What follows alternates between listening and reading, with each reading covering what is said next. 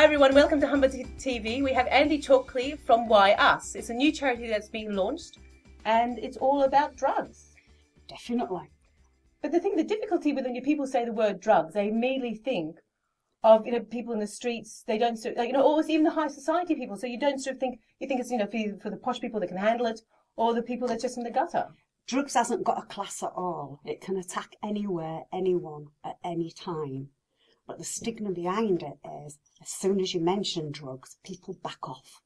Because it's but the thing is, your son is the whole reason for this charity, Why Us, is because your involvement with your son and what's happened, the drugs that happened to him, and that's how it affects the family. My son's been an addict for, well, on and off for 15 years. And there's been highs and lows. He's had help. I've been branded because I've been my son's mum, the mother of an addict. Do they blame your parenting skills? Have they said that? Yeah. Have people actually said that to you? Yeah. It's his fault. Your fault because he's a drug addict. Bad mothering, to start off with. Then it was, don't bring him round to our house because he'll encourage our children to go on drugs. Oh, how did it make you feel? People look at you and you can sort of feel, even if you don't tell them, you better go out and say, I'm the mum of an addict, because if you don't, they go out and they talk behind your back. And it makes it a lot worse. So you might as well, I've always said, yeah, he's my son. He's got a problem, and so have I. He had a choice. I didn't have one, but he's my son. And how do people find when you actually go up to and say, I'm the mother of a drug addict? How do people react? Well, they literally curl up in a corner and look at you and say, what am I supposed to say? You're not supposed to say that to me. You're just not supposed to look at me and say, well, I'm the son of my son is an heroin addict. They just, what happened? And I said, well, he took heroin and he got addicted. I've worked with the police with him. We've took him into rehabs, different rehabs. We've been in jail so many times you lose count. And that's another embarrassment, You've got to go through the jails to see them when you've never done it. But part of it is the parents, loved ones, whatever, they're so ashamed.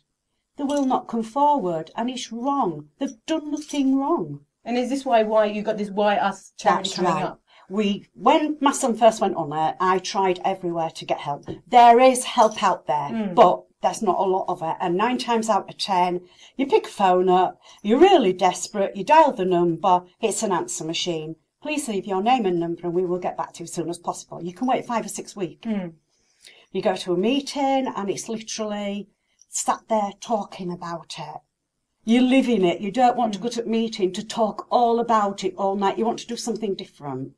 And this is why we sort of thought about Why Us. I want it to be where people can get together, definitely talk about it, because we've got so much in common. We want a help side of it where they can get a helpline whenever they want it, not an answer machine. I want a voice on the end of the phone. So when have you rung those? What reasons have you rung these answering machines? Well, one instance, Mark was living in a car, and the dealers were looking for him, and they decided that they couldn't get him out of the car, so they set the car on fire. Oh, he was in the car? Yes. He ended up getting out and running around in his boxer shorts at middle at night. All his clothes and everything got burnt. Oh. I rang an hotline then. I said, come on, what do I do to get him off the street?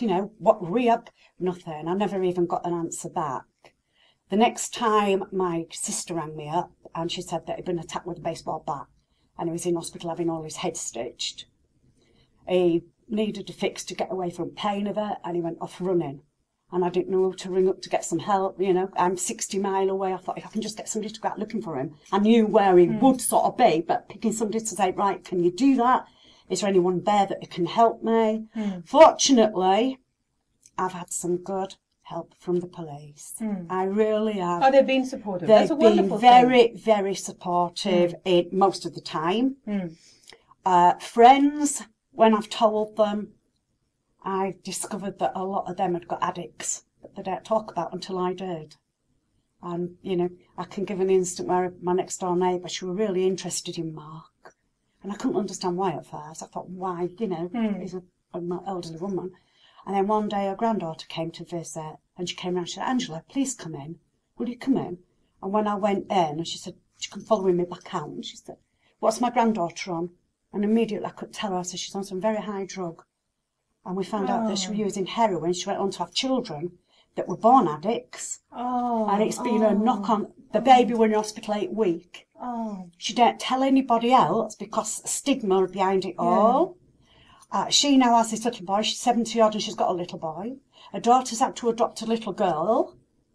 And it's just, they've nowhere to go. I sat in Beverley the other week talking to an old lady. And she just got on about it. She said, and what do you do then? I said, I'm starting a charity here. And she said, what for? I said, parents, loved ones, all of addicts. She said, oh, wait while I tell my daughter. And I said, why? She said, my granddaughter's an addict. She said, and a partner. She said, and we've got to have the baby. We've had to take the child off them. And she said, my daughter didn't even tell anyone in village. And she said, what they're going to call her? And I told her why us. And she said, I'm going to tell her to look for it. I'm going to tell her to look for it. But I want the meetings to be, come in. If you want to talk one-to-one because you're not ready to sit in a group, fine. There's going to be someone to talk to. If you want to talk at the end of a phone until you're confident enough, come in. Now then, we can do all that. So it's not just, you just don't go, the whole thing of wireless is you just don't sit there and just talk about the problem constantly. No. You're talking about like things like you're talking for solutions. Yeah, and solutions, and we want to do outings. I've already organised, we don't know the date yet, but we're having fish and chips by candlelight. Oh, so champagne glasses. Oh, lovely. So we've organised that with local fish and chip restaurant, and he said as soon as we've got a date together and people, we want to take the younger children that get forgotten because there's an addict in the family.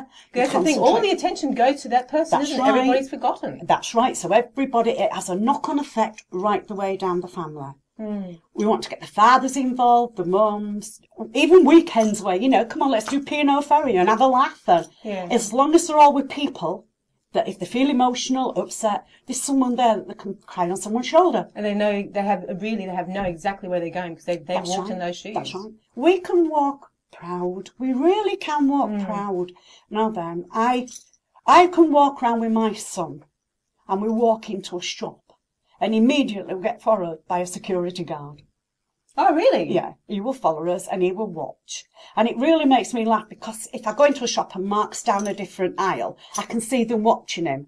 And then all at once they'll shout, Mum. And I walk up to him, they walk away. Yeah. And it's a terrible thing, but I've learned to recognise it and I laugh at it now. Yeah. But really, the shops have to, isn't it? Because they've got to protect, like if you... They do shoplift. Yeah. They need to shoplift.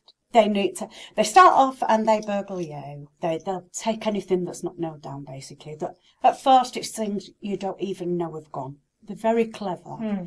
Then it gets to they need more, and they need more, so they take more. Once you rumble what's going on, they tend to go outside and start doing it. And they'll look you in the eye and tell you they're not using. And deep down in your heart, you know they are.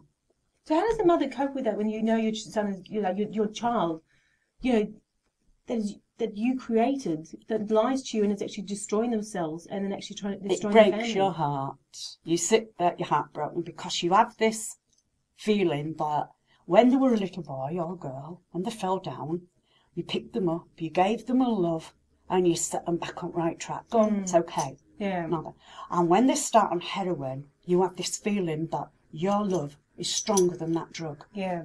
You can hold them. Come on, we can sort this out. You can't. No. You can't do it. They've got to learn to cope with it themselves. And you've got to learn that you've also got a life. I used to scream and shout at Mark because it could be very challenging. He sort of intimidated. If he wanted something and you said no, he intimidated. And I used to scream and shout at him. And then all at once I found, when you're on drugs, that's your choice. I don't need it. Go out, walk around, don't come back. Now then, come back when you can talk to me normal because I'm not prepared to listen anymore. Or a good one I use, and once he hears this, I'll never be able to use it again. I cry. I cry. I sob my little heart out. And I suddenly looked at him and said, oh, me mum. Really? That gets it? Every addict loves their family. They hate what they're doing, and I've spoke to so many of them. But isn't the drugs just consuming and they're not a person, they're just a thing? No, there's two souls in one body. Yeah. And they're fighting. And it just depends who's on the winning side at that particular moment as to what you see. But your son, daughter, they are in there somewhere. You've got to hold on and keep just thinking they will come out one day. So you're holding on for that strand that was that son of yours. You're always looking for it. And when it comes through, they're still that person. They're still there. They've not changed. It's when the drugs are in them that they change. My son, in drugs, is a monster. He really isn't a nice person. Out of drugs, he's got so many friends, and even the girls that he's known for years, you know, they'll say to me, "How's the lovable rogue?" And I say, "Still a lovable rogue." You know, "Oh, what a fantastic lad when he's normal." And I said, "Yeah, he is." And that is what keeps you going, because you know, you learn to love them in a different light. That's the only way I can describe it. You can't stop loving something you gave birth to. You can't you can't turn a love off like that. It's too deep. But you've got to take time out for you. Because if not, their addiction becomes your addiction, and then you're no good for them. But you're putting yourself in line of fire, because, like, you know, if these drug addicts are searching for him, they know you're the mama. And then have the drug addicts like knocked on your door? I've been confronted by people that say he's owed money too, and I'm just, they're not. People have this thing about them. They want their money. Yeah. They want their money. But if you sort of back onto them and your mum, they have this certain amount of respect. You know, I was said to him, "How would you feel if somebody went to your mum threatening them?" And he said, "Kill them." I rest my case. I said, "You're threatening me." And he just ruffled my hair and walked away. He said, "Turn up, I'll get it." You know, so I ruffled my hair. And he went, "Ugh." Was he must be really big and tall with a whole scary thing? Yeah. Go on. You know, you must have been petrified. I was, but you don't show them. You're very brave. You don't show them that. If you show them it, it's a weakness that they see. And if you show a weakness, they're going to keep coming back. Did you find this whole incident actually made you find this incredible strength and power in you that you never knew you had? I've been on downers. I've sat there, and I mean, when Mark came to the door, I used to think, "Oh no, not again. Here we go again." You know, the screaming, shouting, the stress, the intimidation. When he didn't come to the door, and say they dragged a body out of a river, I was straight on phone. "Is it Mark?" Or "This bad heroin." Yes. You know, they got heroin round with anthrax in it. We all got told about it, and I kept ringing up. "Has anybody died yet?" "Angela, we know every tattoo. We've got his fingerprints. If it's him, I promise you, we will come straight out." But to see somebody take drugs, it's horrible. I've told my son, I've only seen it once, and I've told him must never ever do it again. Not in front of me. I can't stop him doing it, but I don't want it done in front of me. And it was an accident. He did it in front of me, but I didn't like it. And he lost a full 6 hours. He couldn't find them. He went into the bathroom and he took his coat. And 6 hours later, he came staggering out with no concept of where that time had gone. And I said to him, "You've been in there 6 hours, don't stop so stupid." And then he went, and I said to him, "You've been using it." "I have not." And I went in the bathroom and I found his gear. And I just came out to him and I said, "Mark, move that. I don't want to see it. I don't want it in my house. Get it out." And he was horrified because I found it. He was horrified. And I mean, he admitted the other day he's using, but not on a big scale anymore. He thinks he's in control of it. I don't know how long that's going to last. It's a very roller coaster ride with a drug addict in your family, but you can get through it. You can come out at the other end of it. And you believe love conquers all? I don't know about that. They don't come with any instruction books. I'm sorry, but they don't. What works for me, I can tell you how I've got through it by shutting it off sometimes and crying. Yes. Being depressed for a couple of days, and then I think, why? Come on, I've got to get on with this. It's going to happen again. Get up, do something. Go buy yourself something. Buy yourself a nice jumper or whatever. Put your makeup on, do your hair, and walk around the town with your head held high.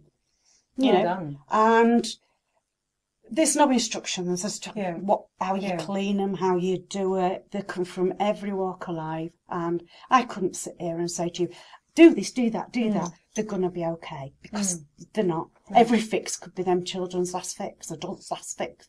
They know. So you're always hanging there. You just don't know. Could be the last. The other night, I tried to get hold of Mark all day, and I couldn't.